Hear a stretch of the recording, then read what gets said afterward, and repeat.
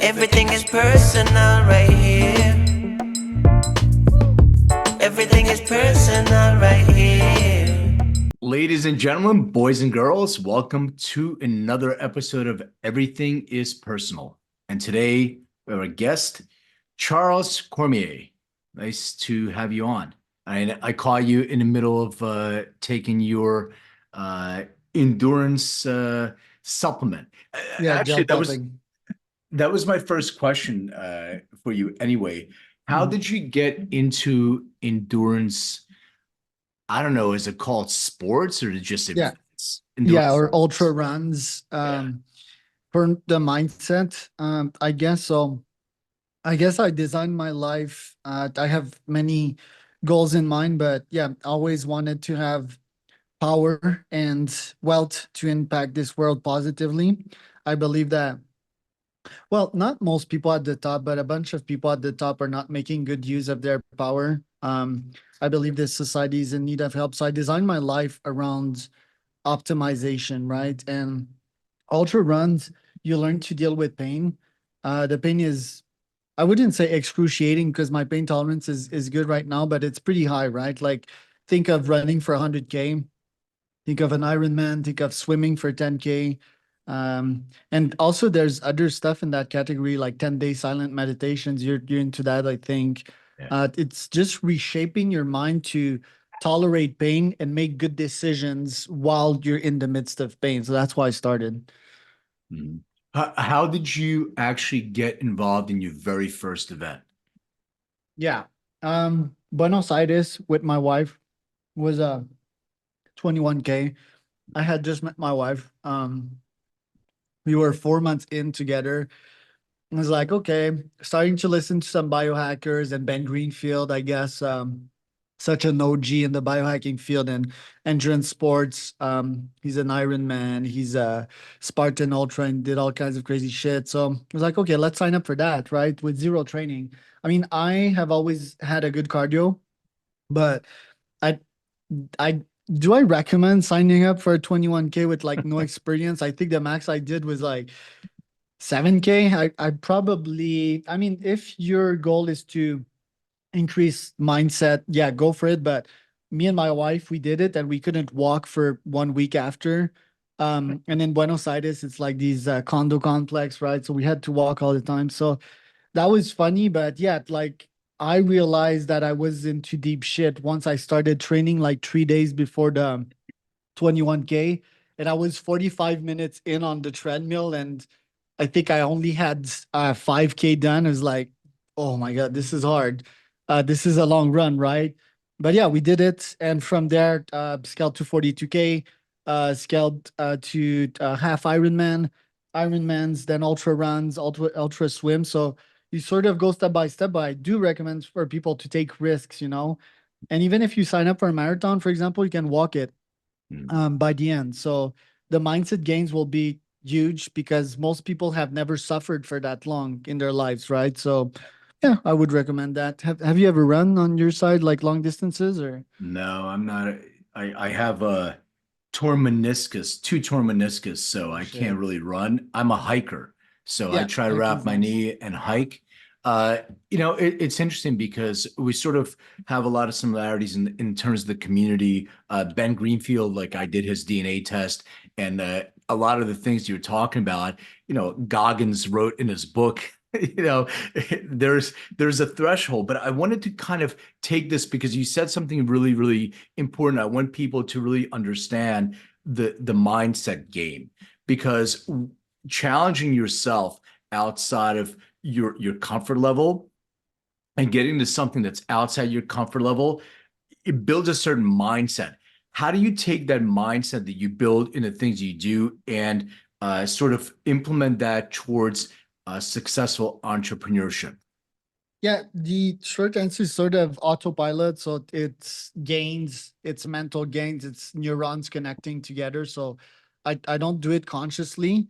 Maybe I should bring a bit more consciousness into it because if you take Goggins, for example, not much consciousness, right? It's just like pure animalistic insights, which I like, by the way, about him. Um, I sort of suck at integrating things. For example, the 10-day meditation stuff, I went right into meeting like 10 humans in a small condo right after my 10 days. And that was like way too much noise. The 3 dark room days that I did meditation, I straight up went into the light. Good morning. And I vomited right after. Um, so I'm pretty bad at like integrating, but the cool thing about ultras and just imposing hardship on yourself is that the insights they trickle down. I guess if I think about my approach, I like writing about the insights that I get during these runs. So I take notes or try to take notes on these runs. Maybe I should do it with audio, but yeah, I try to just auto send SMS to myself of like insights that I have. Sometimes I take videos. I started taking videos to motivate people. You can check on my last Insta, but I take these insights and writing and thinking about them helps solidify and create neurons in my brain. So that's my integration when it comes to it. So, I mean, being an entrepreneur myself, and I've done, numerous businesses since I was like 14 years old. There's a lot of intensity. So entrepreneurship as well, like people think, oh, starting a business, but really it's a tremendous amount of mental intensity and strain, and it puts a lot of pressure on your mental well-being. What are some of the ways to deal with that? And does doing endurance racing or maybe using tools like how does that help people prepare for the mental intensity that they may not be prepared for it? I have a lot of conversations with people who are in high paying jobs. And they're like, oh, we have a lot of pressure and strain. And I understand that. I used to be a management consultant for Price Waterhouse, PwC. I understand what it's like to work, 40, 50, 60 hours and have a tremendous amount of pressure for your project. It's still not the same as being an entrepreneur when everything hinges on you and everybody's work and salary and everything depends on you, and you have extra pressures there. So I'm just curious about how that shows up, and do you see a correlation between successful entrepreneurs that push themselves in other ways to build that mental tenacity? Yeah, I think the best of them do that. All the top CEOs and founders that I talked to on my podcast or had as clients are endurance athletes, or have a practice meditation, stuff like that. They um, push pain on themselves right now. They do not delay. They do delay gratification and do not delay like putting hardship on themselves. Like on my sides, I know that when I do these events, yeah, there's like a pain fuel that I need to put down. Else I'll just take this, this pain, this aggressivity and put it on others, right? So I need to go to the gym every day. And Yeah. every quarter or so, I need to crunch a very long, intense, and painful run. Um, so that I can get insights, so that my body can regenerate itself. So last run I did was, I think, a week ago, 60K, and I can see in my body about a week and a half later that I'm jacked. I'm Yeah. jacked right now, and I'm full of energy. I'm powerful. Sometimes I don't feel that way. So it's really important that you impose that on your side of things. Me being an entrepreneur comes natural. So my dad was an entrepreneur. I almost did not have any jobs. And I mean, I had normal teenager jobs, right? But I was an entrepreneur quite early in this life at like 16 or 17, reselling stuff from AliExpress in Canada on Kijiji, which was an interesting arbitrage. But yes, entrepreneurship is hard. It wears down on you. Me, it's subconscious, but my gut doesn't agree with that. My gut, I mean, it's not always good, right? Like my microbiome and so forth, and that usually is because of high stress, right? So I don't realize it. I love what I'm doing. I couldn't see myself doing anything else, but yeah, it does have a toll. Now, am I unhealthy? Like, no. Am I exaggerating the gut thing? Probably, but yes, it has some effects on your body, right? In most humans, by the way, it's like back pain, And you could tell me about this, but yeah, like people get injured quite frequently. I don't get injured much ever. But yeah, the body keeps the score, right? Yeah, absolutely. And you know, there's a fine line between pushing yourself and pushing yourself over a limit. You know, you brought up Goggins. I mean, he talks about some of the suffering that he went through. I mean, it's The shin ridiculous, but splints. yeah, I mean, everything, his feet, I mean, all that kind of stuff. But you know, you mentioned your wife, but having a community around you that can support, because I don't think people understand the crazy of entrepreneurship. Like you have, you know, people used to tell you there's something wrong with you, and I'm like, maybe, or maybe there's something right with me that people don't really understand. And having that community that doesn't really, I mean, they're supportive, but they really can't relate to that. And you said something that makes total sense. I have to get to the gym because I have to work through all the stuff. Otherwise, my back starts hurting and all these other things because of the stress level that you're under, because you're in it all day long and you sleep thinking it. It's 24 hours a day, and you need to be able to do that. And you know, I don't know how entrepreneurs used to do that back in the day when they didn't have this. You know, I equate this kind of thing to, you go to a doctor and the doctor's overweight and smoking a cigarette. Like, how do you trust that doctor who's going to tell you you have to live the life and be able to do that so you can inspire people and motivate them as well? So I think it's really interesting that you brought that up. But back to my question is that sense of community and having a partner that can understand and support you. Obviously, you said your wife is doing it with you, but how do you find that community of people as well that can support, you know, your mission and have something similar to you?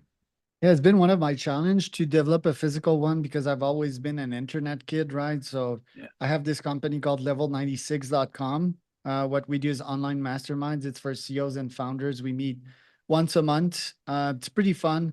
It's hard to grow as a business. More on that later.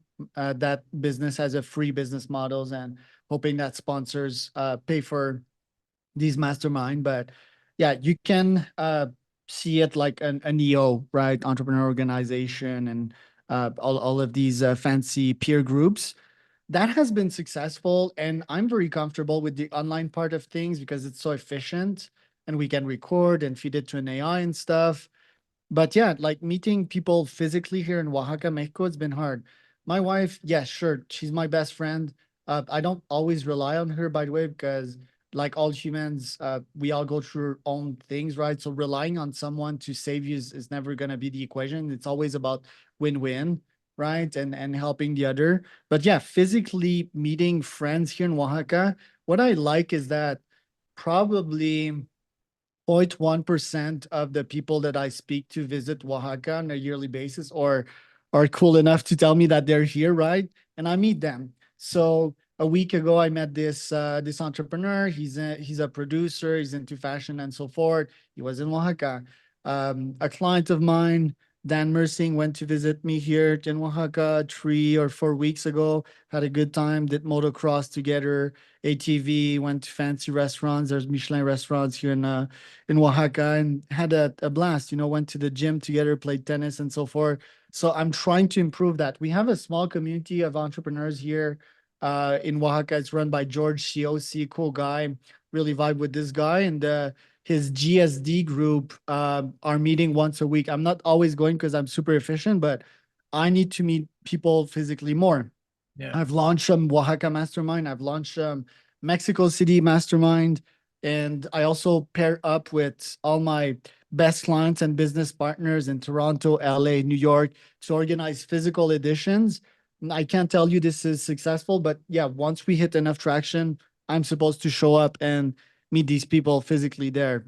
Plus, I have a circle of friends, right? We call it the Fire Club. We're meeting in 3 weeks, and we do these Medicinas retreat, right, where we bond, we go deeper, and I'm due for that. By the way, I try to do these quarterly, but yeah, it's an important aspect. I don't do enough of that. Is the answer? Yeah. I wanted to go, you started talking about it, but I want to kind of unpack a little bit of your own origin story. So where did you grow up? Yeah, Montreal. So the French part, dad's an entrepreneur, Mm. mom's a government worker, have one brother, went to private school, was a little bugger. So every year of my life, they threatened me to kick me out of school. Um, so yeah, went to college after that, university, and after that, in an exchange trip to Hong Kong, I said, fuck it. And I started traveling the world, met my wife, and never looked back. That was 10 years ago. Going back to you as a kid, what were your interests? Were you into arts? Were you into sports? Were you into science, or none of the above? Like, what kind of kid were you? Yeah, sort of into sports, not enough to my taste. I really acquired passion for sports in my 20s, I guess. I was artsy, I was bright, I was really good at school. When I wasn't outside of class, right? I was a little clown. And I guess my passion when I was younger was video games. I was really good at video games. Do you think, and I don't know, maybe it's something that I'm projecting onto you for myself, because I got diagnosed with ADD when I was a teenager. And one of the reasons, and what you're saying, I felt I was really intelligent and smart.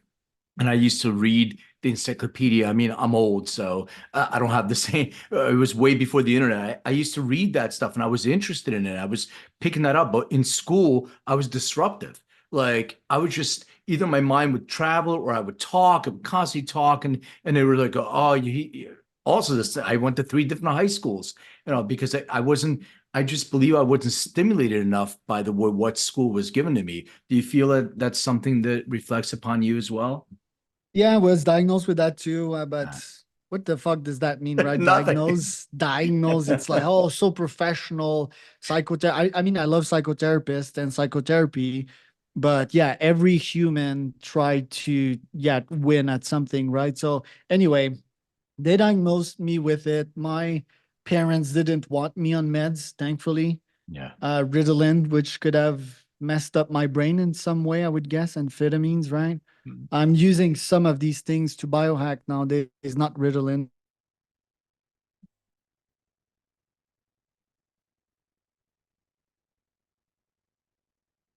On the concentration immediately speaking. But yeah, like poor parents, right? Like they went through some shit because of me. Like, yeah, every year, Me almost every too. week, I was into trouble. So that is for 10 years. So imagine that, like run the numbers on that. 500 times they were summoned by the school directors, right? And I probably made it because of them and their support thinking about it. Yeah. But I Yeah. was also good at tricking the system, which is bad, by the way, which is not good.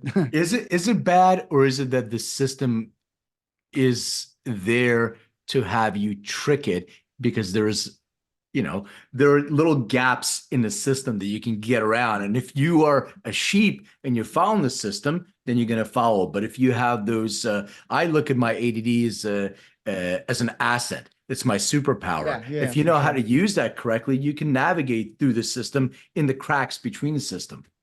Yeah, 100%. Is it banned? I mean, in that context, no. But what I don't like is that it taught me to cheat and lie, which is bad, generally speaking, right? Like at that extent. Fortunately, I could retrain my brain to have some sense of ethics. But yeah, like if we transpose that into business, for example, cheating and lying is not good. Um, white lies could be forgivable because I'm in marketing and sales, although I don't like to lie in any shape or form. But yeah, some things I'm saying that right now. But if I would evaluate some stuff that I'm sending nowadays, for example, I would question that. My goal is, yeah, to not lie and to become really good at product nowadays instead of sales. But why does life has to start that way, right? So one of the things I want to do, one of my moonshots to start a CEO school, I call it, because I have a big chip on my shoulders because of my days at school. It's just terrible, right? To take such a creative mind and try to bottle it, right? That creative mind could be used to fuel society for good, but you're teaching it to lie. well, I mean, you're not directly teaching it, but you're not smart enough to know that this kid is learning to lie, and that is so bad. So yeah, I'm trying to make a change because that frustrates me up to that day. Not to excuse that I was a little bugger, but yeah. Well, you brought up something interesting and ethics and all that stuff. So let's get into AI for a little bit because there's a lot of ethical questions. First of all, people talk AI and they talk machine learning and they talk about generative. What are the different types of AI? Like, what does it even mean? Is it just a category or there's different things within AI that separate? I, I don't mind about these details. What people need to know nowadays is that there is so much data on this web, on this internet that you can feed to an AI, which is a brain. It will think it through and it will come back with a result. And that right there is quadrillions of dollars for anyone that's listening to this. So me, for example, in the context of cold emailing, I'll give you an example of what I did right before this podcast. I scraped a TEDx channel. I came up with that. I fed it to my AI. My AI understood the name of the person that's talking and went through the full transcript of the YouTube video. And then I'm like, generate a 10-word summary of what their TEDx is about, right? And then I can pitch them to be invited on other podcasts such as this one, and I get paid for that. Another example is I scraped EO Fire, the podcast, right? And from that, I'm like, hey, I can get you on more podcasts. Hey, I understand that your talk with John was about tak tak tak, and with that, I'm calling them to action to be on other podcasts, right? So how powerful is that? it's extremely powerful, and I'm a huge fan of AI, but a lot of people have concerns about AI as well. So, I mean, what are some of the common concerns that people have that you've heard? Yeah, I'm listening to this book called Nexus by Yuval Nori, which is one of the greatest AI critics. I'm not in the Noah camp. I think all humans think in terms of emotions and their bias, right? So, me, I'm getting extremely rich out of all of that, right? So, obviously, I won't be against it. Yeah. And if humans don't have money in a capitalist systems, most of them live miserable existence, especially when on my side, I designed my life around getting rich so that I can have an impact on this planet Earth. By the way, this is a very good thesis. I don't think there's any other ways to have a huge impact on this planet Earth, although Mother Teresa and Gandhi would potentially prove this wrong. More on that later. So yes, people are afraid of AI. I don't think I'm not afraid of AI.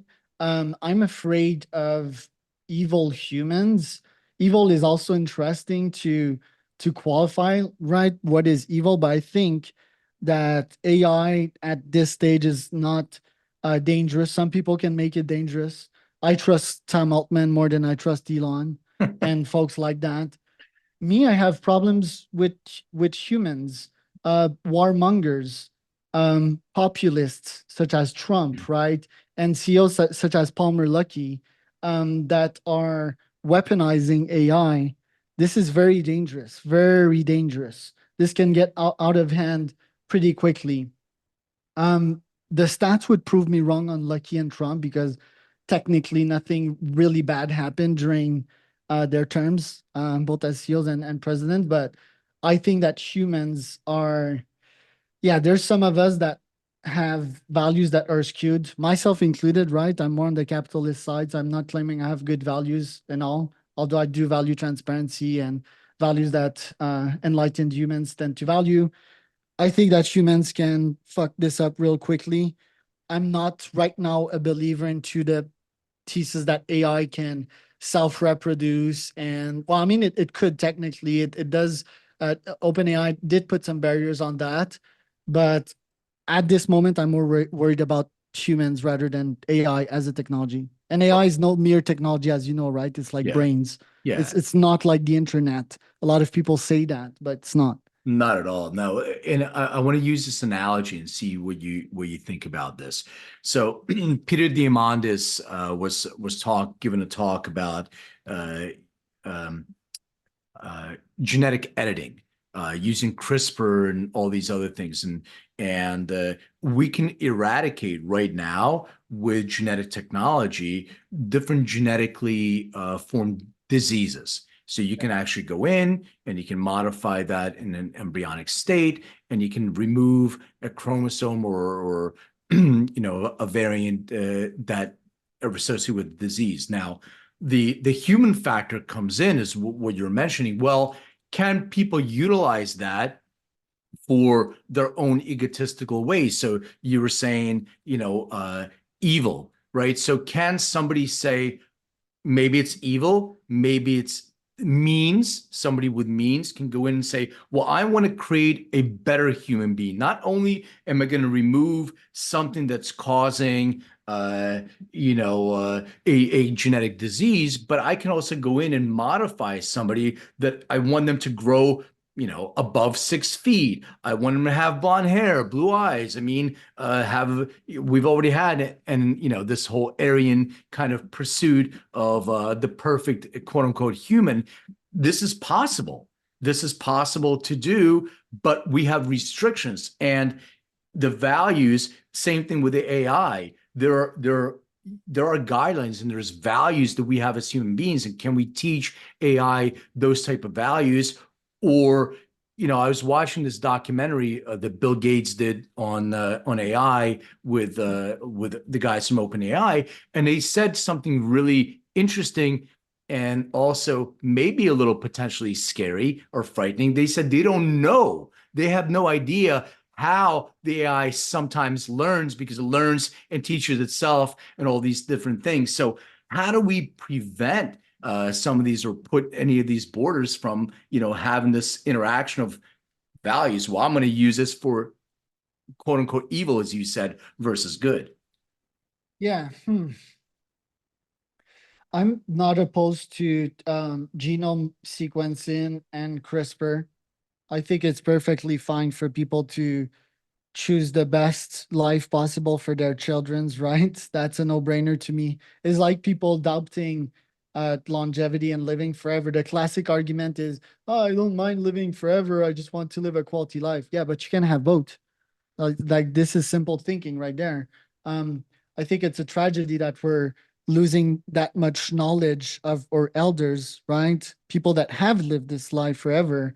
They die, they extinguish. It's also very sad. You lose a part of yourself. So now to your question, I mean, us humans, we're scared, right? We are scared creature. We want to survive at all cost, and we're not comfortable not knowing. We're like control freaks, right?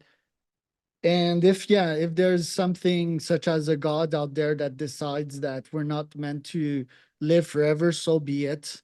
What is good, what is bad is a very broad and existential question, but it's normal that we don't know. We don't know what we don't know also. Yeah. So, and when we don't know, we fear. So I don't think we should fear. I think it's like my philosophies with ultras, right? Like one should just go right in, and you solve once you're right in. There's no other scalable solution to that. You can't really contain an AI, although that's what many company has been doing right now. But I think we're scared, and here we're talking about probabilities and risks. So what are the probabilities that this goes wrong? I think generally speaking, there are more good humans than bad humans. I think bad humans are just a minority. Plus, it's dependent on the good people statistics, because I don't think there would be good without bad. Another philosophical question. What would be a scalable way to develop AI? I think everyone should have a share of the pie. I do believe in the wisdom of numbers, right? So, yeah, if we, not so long ago, I was thinking about a currency, for example, that would be DNA activated, because shit may go very wrong once the AI has the capability to deploy capital, but the AI doesn't have any biology, although it could trick some stuff. It could get out of hand, but Then there's also the time period, right? How long would it take, do we estimate, before it gets out of hand? To me, the ultimate solution is, yeah, the currency thing and merging with the machine, right? So I'll Neuralink if you want. So Yeah. one of my moonshots is starting such a company called Mind Mesh. And yeah, we're gonna connect the human with AI. I don't see any other solution than that one. Yeah. I'm not super creative. Yeah, no, and I think what you said, I just want to unpack a little bit about fear. And if you look at history, uh, there every single time there's something that's new in the world, human nature has this fear. The car. Oh my God, I'm not getting in a car. The elevator. People wouldn't get into an elevator or an escalator. What about the internet? It wasn't even that long ago. How many people were saying, "Oh, that's it. It's the end of the world. It's going to take over jobs. It's going to start wars and all that stuff." And our fear is unfounded, but it's that fear of new because it makes us feel uncomfortable and something else that's, hey, there something's smarter than us, something's better than us, and we're fearful of that. So there definitely are, and you're right, there's definitely risks to this, but the the amount of good and the amount of opportunity that AI can create for the world, like far outweighs the risk as far as I'm concerned. Um, how did you start utilizing AI for top leads or for whatever company you had previously? Yeah, at first I wasn't, because the learning curve was huge, right? Mm. So I utilized low-hanging fruits, which is an interesting equation we could talk about, right? Also, because I'm the type of guy to put massive actions and change quite quickly through drastic actions. But getting accustomed to AI and the learning curve took me a good year, if not more. And that is a lot to say about a gigantic problem that humans are facing, which is adapting to these technologies. Um, the good news is that some platforms are popularizing AI. Like what I'm referring to in the technicalness of AI is that I'm using tools such as Persona. They're no code, but it's still a lot of trial and error and pushing yourself to prompt this AI in a Google Sheet sort of to come up with massive results. Like I showed the example, I told you Yeah. about the example with TEDx, for example. That took me a while to do because it was returning errors. You have to plug the API key. You have to prompt it in a very precise way so that it returns a precise result. You have to import all kinds of stuff. So it's a bit technical, but still, it took me a lot of time. So that could mean bad news for humans that are not adaptable, which is probably 98% of us. Um, Fortunately, there's platforms that are popularizing these features, like Apollo, for example, today started deploying some prompting features, Hmm. which is good. It's sort of leveling up the playing field, right? Apollo being the number one outreach tool. So with top leads, at first, I was not using AI. I was using basic personalization, still some very smart scripts that I was targeting like precise people with very short emails that are all value based. It's all about adding value quickly. Hey, do you want to come on this podcast to discuss your company, for example? And yeah, AI is allowing me level 100 type of outreach. For example, I can send you a podcast plan if you don't have a podcast plan that is tailored to your company, your industry, and all of that. So I started seeing the results, right? And I knew that I had to make the shift to start offering AI outreach as a service. I usually charge 3.5K per month. The AI was 5K a month. So I wanted to get paid more. Plus, there was this thing. I mean, with AI, it's like the summum of no code. So you can now create apps and you can create your own SaaS. And I've always wanted to create my own SaaS, which I started doing this year officially. So I was like, okay, this learning about this is game changing, because just selling an AI enriched list, for example, is a business. You can sell that list for $100, for $1,000.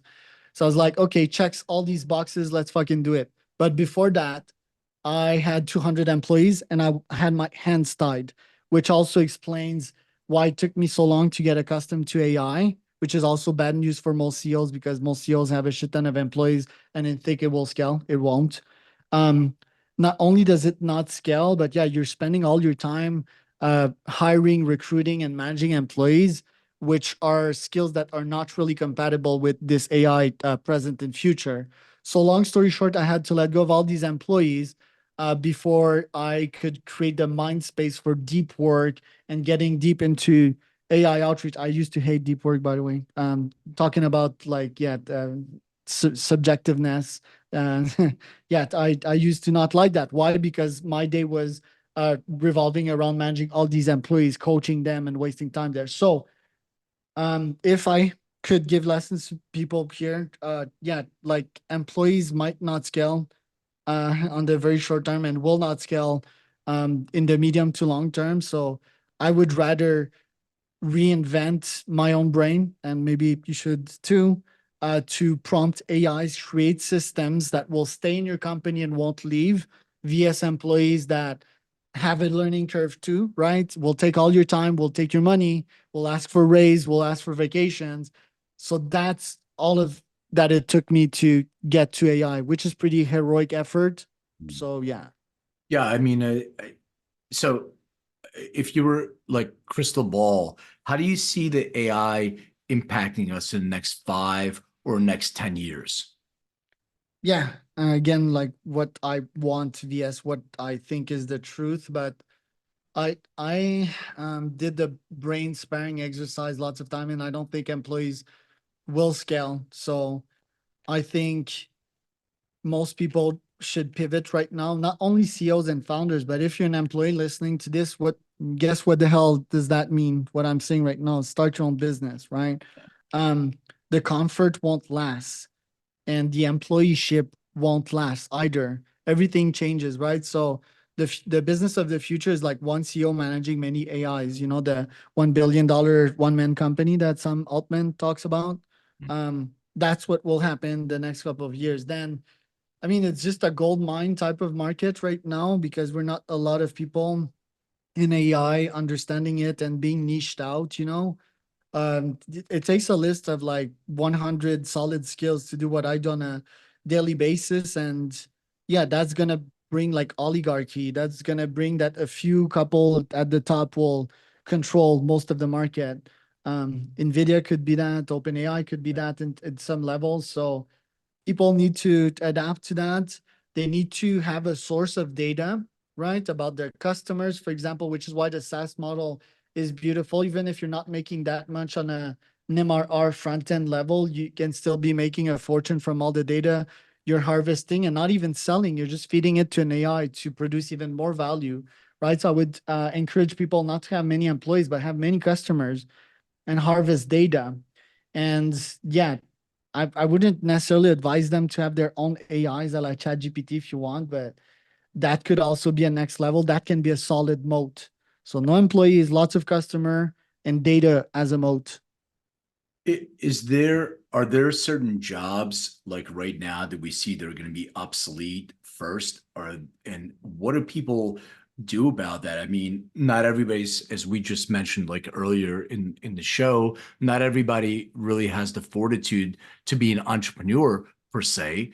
Uh, are there any skill sets that people can go out and learn right now that whose jobs are going to be sort of in danger? I'll answer part of this question myself, because one of the things that is coming very, very quickly in the medical field, for instance, is using AI as a diagnostic tool for image technology. So MRIs, CT scanning, and all that stuff. We as human beings make mistakes, and AI can actually make predictive inferences much better. They can read this much quicker and all that stuff. So people that are doing, imaging, I don't think there's a future in this field.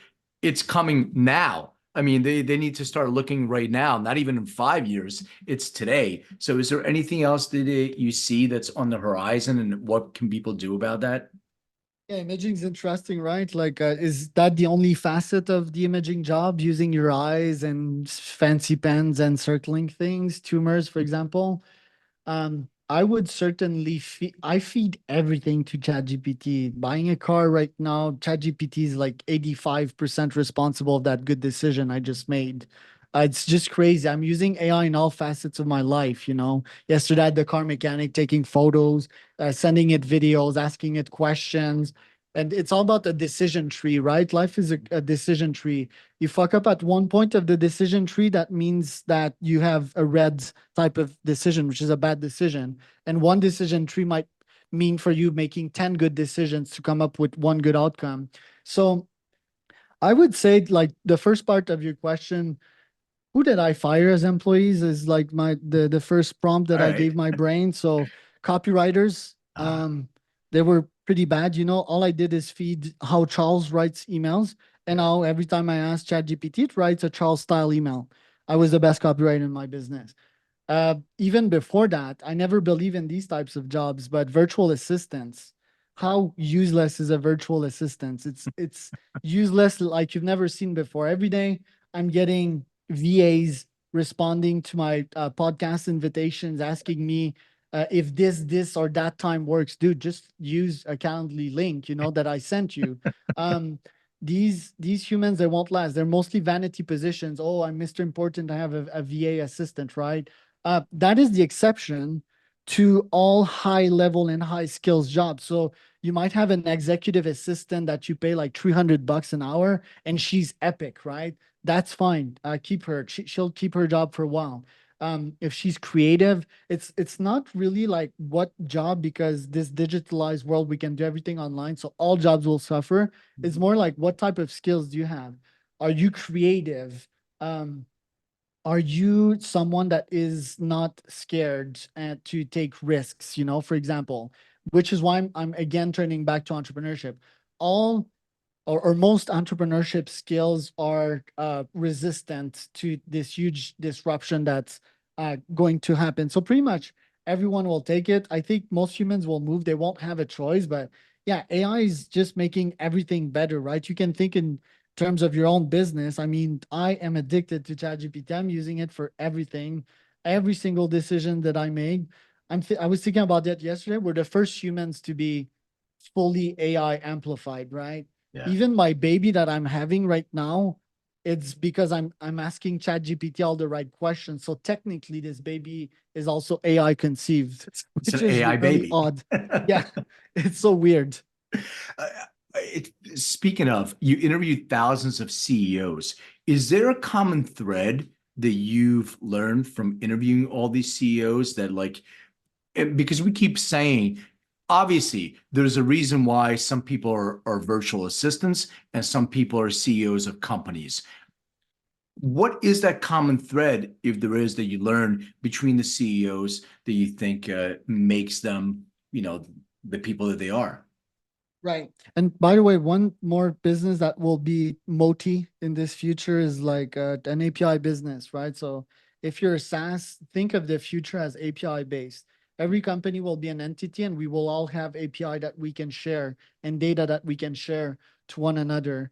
That's how I foresee the future. Yeah, it's like a hub and CEOs, spoke model, right? Like there's spokes to everything else, and everything communicates with everything else. I was actually gonna you since we started talking about, let's pause that CEO question since you brought that up, because that way you really have true learning, communication, and learning beyond learning. However, you know, kids, and I don't know if this is going to be common in the future. People fuck around with AI all the time, feed it stupid information, bad information, wrong information, and AI also hallucinates, or makes mistakes and wrong. So I always tell, like, my daughter, I have conversations with her. I'm like, you have to tell AI when it's doing a good job. You're like, how do I? It's not your pet. I'm like, no, but you're training it in a way that you want to have your voice. So how do you prevent, or is it going to be ever in a point where, you mentioned truth and lies, where AI is just all truth? yeah. Quickly answering the CEO question, I Yeah. guess pain. They all take pain. They value sports. They are intellectuals. They read a lot. And yeah, they also they have various facets of their lives, right? So it's not just business, it's like more Tony Robbins type of all areas of life. That's what I see in successful CEOs. Yeah. Now, the full truth, I mean, AIs hallucinate less than humans. And if it hallucinates or gives you a wrong answer, it is likely that your question was vague. What is wonderful about ChatGPT, and I'm still amazed by that on a daily basis, is how dumb are my questions and how good is his answer. I mean, you make all sorts of errors in your phrase, and your question is so vague that if you'd ask that to a very smart human, they wouldn't know what the fuck you're talking about, but it knows. And that's the amazing thing with AI and LLMs. The truth thing, I think if we feed it the right algorithm, like yeah, Yuval was talking about that in his book today, but the truth is complex, right? We all have our definitions of the truth. There's precise truths, there's vague truths, right? So as science advances and our understanding of this world advance, I think it will have near 100% accuracy in its answers, right? It's all about the data we feed it and the layers of algorithms involved. And yeah, ChatGPT and OpenAI, the team that did such a great job. It's so revolutionizing what they created. It brought a disruption onto this world. Do you think with this hub and spoke model, because you have Gemini, you have ChatGPT, you have Microsoft, that now there's going to be AI engines, and if they don't communicate because they're going to keep their own repositories, are we ever going to get this centralized model where all the AIs learn from each other? Yeah, there is such a tool. Have you heard about what's it called? OpenRouter.ai that No. yeah, unites like all the models together. What's cool about this company is not so much as per the idea, but I do think the business model is sound. It's the founder of the company. He's the ex-founder of OpenSea, right? The NFT platform. Uh-huh. Really successful guy. Serially funded by A16Z. So yeah, very bullish on this guy and everything that he's building. So yeah, that reunites pretty much all the models.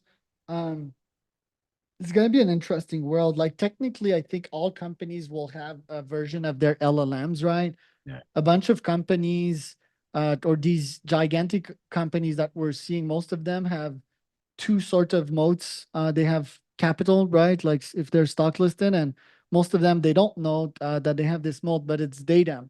And the data moat wasn't super obvious in the last, let's say from 2015 to 2020, people were beginning to talk about data. But now that ChatGPT is on, it is super duper obvious what you can make with data and how this is a gold mine, right?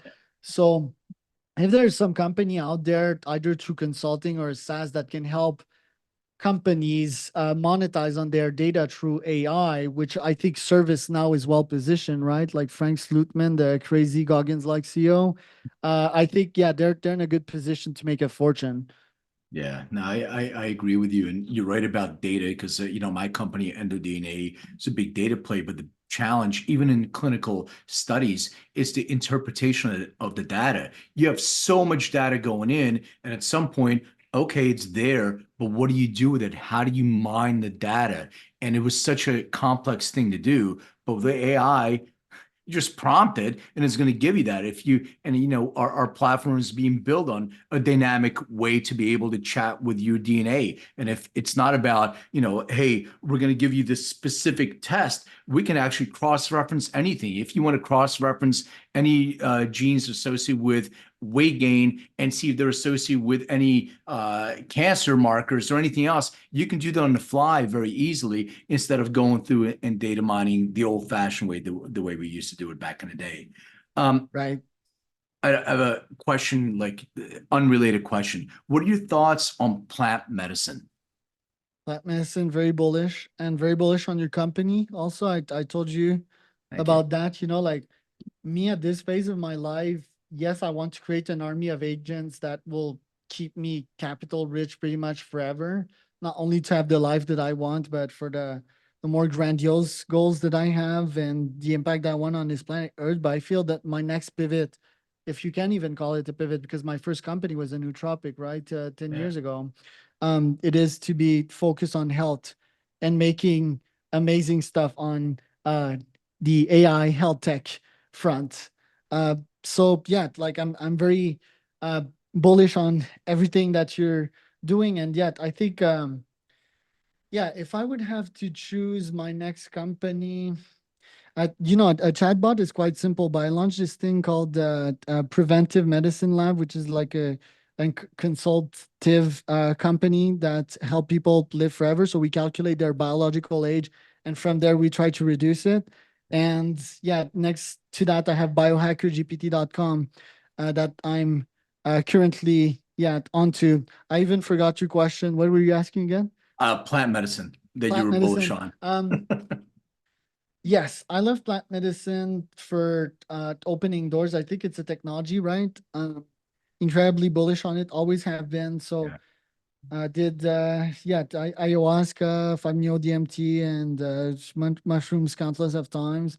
Mushroom, I learned to tame them because it's such an alien component that it's you need to vibe with it. But CBD or THC in higher doses if you want to have a nice little meditation and so forth. But yeah, I think it's technology, right? I think if when you take these things, it accelerates stuff drastically, which means you need to know how to drive a Ferrari, right? Yeah. For people that don't know, if I would put a kid behind the wheel of a Ferrari, he would fucking crash it Yeah. and probably hurt it himself.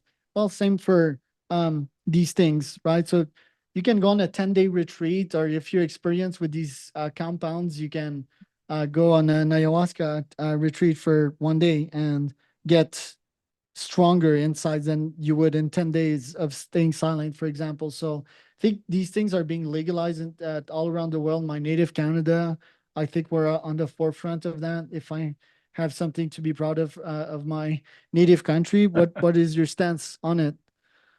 My stance, I mean, I'm all for uh, having people do whatever they want as long as they're old enough and to do that. I don't think that plant medicine should be restricted. Who's to say that one drug is legal, one drug is not legal, just because they found a way to how to synthesize that with a molecule? We may have the cure for many different cancers in the Amazon from plants. It's the pharmaceutical industry gets involved, and I'm not against big pharma, even though we sort of have parallel paths. But when your business model is a subscription model that gives you medication to make you feel better without the cure being in mind, because it's against your business model. If you actually address a disease or that condition, you're no longer generating any revenue from the medication that you're providing. So, having plant medicine that comes from the ground is a threat. It's a threat to the business ventures. Now, pharmaceutical companies are starting to get smarter, and they're starting to see what can we do to use the components, but still it retracts back to the model of single molecule synthesizing those and being able to utilize those molecules in a repetitive way, instead of going in and saying, what can we do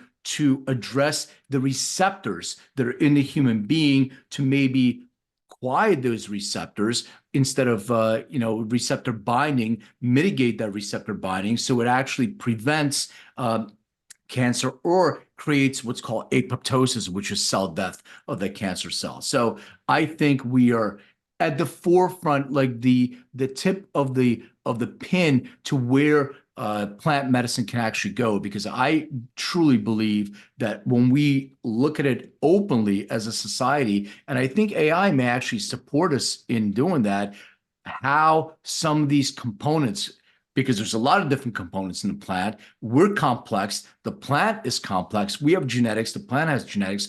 What matches with the right individual? And that's the sort of the trick to try to figure out. And I think that's the future, where AI can actually go in and help us really with precision and personalized medicine therapeutics. So that's my Right. position. Yeah, I think pharma, like, yeah, there's a part of money bias in there from this capitalist system. So sort of like Sam Altman's thesis on the world of, yeah, create hyperabundance, right? And sort of crack this system so that people are no longer dependent on money and we can really focus on what matters, right? So life extension, living a good life, and really fixing problem. Because yeah, big pharma has some of that. I'm listening to the book Empire of Pain right now, the Yeah. Sackler Dynasty, Mhm. which is super interesting. It's probably the best book I'm reading right now this year, detailing yet how Purdue Pharma went to rise, and OxyContin, which had devastating effects in the US and other parts of the world, was commercialized, right? And there's a very, very strong bias to sell that thing. Um, I think pharma itself is the solution, right? Without the capitalist Sure. back end, I think pharma and precision medicine is the way to go. I do believe we can live forever. Obviously, I'm biased. I want to live forever, but yeah, it is fascinating what we're gonna see in the next couple of years with AI, and I'm really looking forward to super abundance when it won't be about the billions anymore to make a change, but like who is adding the most value to humanity, right? Yeah. And even have a value coin, if you think of that. Who adds the most value really gets paid the most in this society. I think that's how it should be run. But yeah, there's a huge problems with countries, right, and governments. It's so outdated how we elect our leaders, how this world is being run right now. We can see it on so many obvious facets in politics and economies and so forth. So that needs to change, and yeah, that needs a broader conversation or a crazy person to start their own countries, run it their way, and show the world that it can be done in a different way, right? No, I completely agree. All right, so I have a few questions, music-related questions that I ask my guests. Do you remember, and if so, the very first concert that you attended? Uh, yes, and I think it wasn't so long ago. Well, from what I can remember, right? To answer your question. Yeah. So what was that concert? Yeah, Tin Liquor, which is an amazing EDM artist. If you want to listen to some of its latest tracks, Glass House with Julia Church, um, Slipstream with Julia Church, for example. So it's an electronic dance music artist, but with massive souls, right? Like it's their song are not only good because it's two guys, but they move you emotionally. Got it. EDM. Uh, what was the last concert that you attended? Last concert I think was Key, which is another EDM artist from my native Quebec. Proud of him. Great artist. And he makes some cool video with Anjuna Deep, or it might have been Martin Garrix in Las Vegas, which was a blast. For those that are listening to this, in 2 months I'm going to EDC Mexico Oh, to see a bunch of cool artists. It's therapy, right? You dance a full day. You don't need to drink or do drugs. You just dance the stress out and you heal. yeah, it's great. So another music question. For the next year, you could only listen to five albums. You don't have to remember the name of the actual album, can be just the artist as you mentioned. What will be those five albums? Oh yeah, that's easy. I could just have to pull my Apple Music here, but um, Tin Liquor in Another Lifetime is quite great. Let's see, what do we have here? Let's say uh, rap side of thing. I like Dave and Central C Split Decision. I mean, it's pretty bad and sexual lyrics, which I'm sort of against, but the beat is so good and they're really talented. Who should we go with here? Because most of the things are like EPs, right? On my Apple Music, but let's call it a Quebec artist, Manu Militari. This guy is from Quebec, so raps in French. Let's call it Océan as an album. Let's go with Nipsey Hussle, Victory Lap.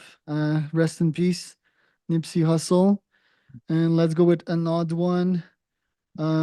Pure Music in one word. It's called the artist, and the album would be Serenades of the Night, which is the precise song that I listen to is Twilight. I listen to that song every Ironmans or crazy bonkers events that I do, because all these events they start at night, right? You wake up at like 3 in the morning and this song's in the night and then it raises and raises, and as you wake up, and then you start running, and next thing you know, you're in major pain cave after 80 kilometers. So that's what I'll be up to soon. Got it.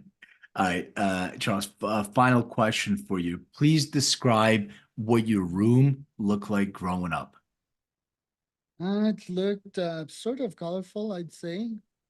So wooden, some blue. I think blue was my favorite color when I was growing up. I had a desk, a bed, a closet, which I guess like most North American rooms. Nothing really special. I had a window that was giving on my backyard. So classic Quebec, Canada setting. No, nothing on the walls, no like artwork that you can remember, Yes, but I posters. actually albums. So talking about the albums, right? Green Day, American Idiot. I had on Yeah. the wall. I had Linkin Park, Hybrid Theory, which is amazing album. Mm. Rest in peace, Chester. Yeah. It's sad that they all die, right? Like you have Amy behind you, Yeah. which is for another podcast. But why do all of these talented people have to go? Guess it's somewhat in the laws of equations, right? The amount of talent and the suffering and the pain.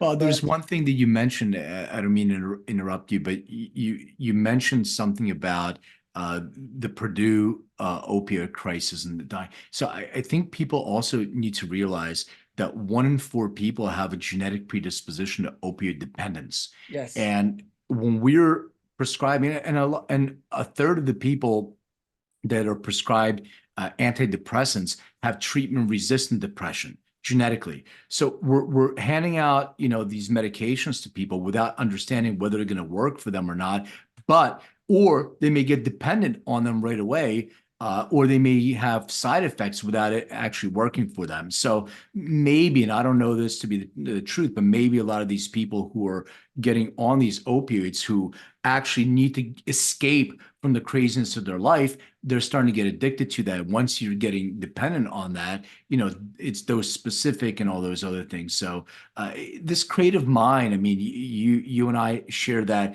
sort of, it's hard to explain to people what happens in the a quote unquote ADD kind of brain, but sometimes you need to quiet it down because it's overwhelming. And if people are not doing meditation and things that you said, they turn to substances to try to do that. And that's when they start getting themselves in trouble. So, Yeah, true that, because I'm pretty sure I have that gene that you're talking about. I need to get tested. I'm very onto that, by the way, like all the labs test and all of this. Probably gonna be my next company. I think I told you of yeah. the economics behind a DNA test, right? Well, Probably like $5 for something we sell 250. But yeah, if I wouldn't have sports is my main one. yeah. Um, and some mindset shifts, right? I'd probably be an opiate addict because yeah, alcoholism runs in my family. I'm 25% Irish, so yeah, like every weekend, every Thursday, Friday, and Saturday, I used to binge drink from like 15 to 20. Wasn't an alcoholic, wasn't addicted to it, but I guess I didn't want the night to end, right? So like I needed to shift that mindset and discover one, entrepreneurship, Yeah. and second, sports. And I think that's what took me out of it. Yeah, for sure.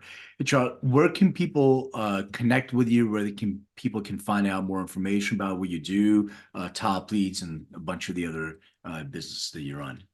Yeah, charlescormier.com. It features all my businesses, quite present on LinkedIn and YouTube as well. Cool. And for my audience, thank you for sticking with me. Appreciate all the feedback. And I wanted to say this because I found this really interesting. I had 1 or 2 people that actually contacted me as potential investors for EndoDNA for my company from my podcast. So if you want to do that, I'm very active and responsive on LinkedIn or email everywhere as well. And I appreciate the reviews. I appreciate you guys getting the book. So, thank you for that. And Charles, I just want to say thank you. This is enlightening, and I really appreciate what you're doing and the mindset of the new sort of entrepreneur mindset is that you got to take care of your body, take care of your mind, and create values that you can give back to people. I love that value currency thing. So hopefully at some point, when you're running for president or whatever, you got my vote. Thank you. All right, thank you. Hey everyone, thank you for watching and listening. And don't forget to hit the subscribe button, share this episode, and hit that bell. Like, comment, I so appreciate that. And check me out on social under Len May or Len May DNA. Find out more on LinkedIn or lenmaycoaching.com. And remember, everything is personal.